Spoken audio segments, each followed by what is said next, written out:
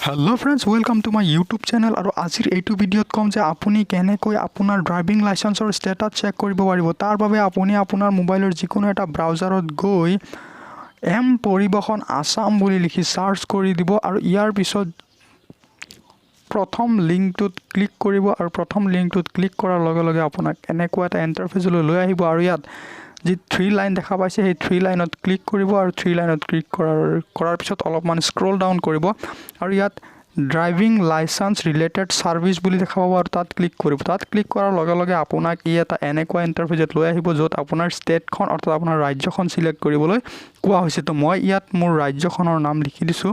যেহেতু মোৰ আসাম হয় সেইকাৰণে মই আসাম লিখিছো। আপোনালোকৰ যি হয় আপোনালোকে সেইটো লিখিব। ইয়াৰ পিছত সাৰ্চ কৰি দিব। সাৰ্চ কৰি দিয়াৰ পিছত তলত এনেকৈ আহি যাব। বহুত কেইটা অপচন দেখা পাব ইয়াত apply for learner licence, apply for driving licence আৰু এনেকুৱা সাৰা অপচন দেখা পাব আৰু তাৰ পিছত অকমান স্ক্ৰল ডাউন কৰিব আৰু অলপমান স্ক্ৰল ডাউন কৰাৰ পিছত আপোনালোকে ইয়াত এপ্লিকেশন ষ্টেটাস বুলি দেখা পাব আৰু তাত ক্লিক কৰি দিব। এপ্লিকেশন ষ্টেটাসত ক্লিক কৰাৰ লগে লগে আপোনালোকৰ সন্মুখত এটা এনেকুৱা ইন্টাৰফেচ আহিব য'ত আপোনালোকৰ application number, date of birth আৰু এটা ক্যাপচাৰ কোড দিয়া থাকিব। সেই ক্যাপচাৰ কোডটো এন্টাৰ কৰিবলৈ কোৱা হ'ব। তো মই ইয়াত মোৰ লাইসেন্সৰ যি এপ্লিকেশন নাম্বাৰ আছিল সেইটো মই বহাই দি আছো আৰু মোৰ যি ডেট অফ বাৰ্থ আছে সেইটো মই বহাই আছো আৰু ইয়াৰ পিছত মই মোৰ ক্যাপচাৰ কোডটো ইয়াত বহাই দিম।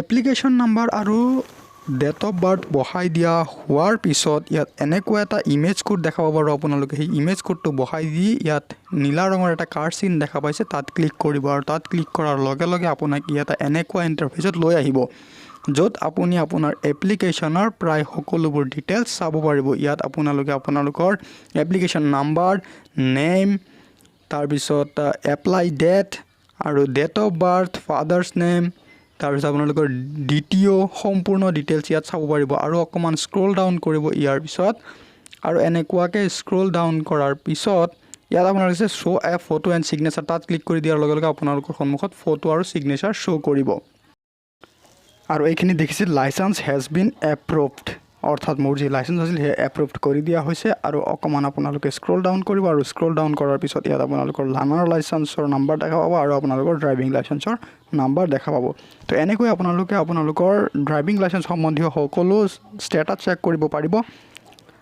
এনেকুৱা ইনফৰমেশ্যন ভিডিঅ' পাই থাকিবলৈ মোৰ চেনেলটো সাবস্ক্ৰাইব কৰি লগত থকা বেল আইকনটো বজাই ৰাখিব। তেনেহ'লে মই যেতিয়া যিকোনো ধৰণৰ ভিডিঅ' আপলোড কৰোঁ আপুনি সকলোতকৈ আগত নটিফিকেশ্যন পাই থাকিব।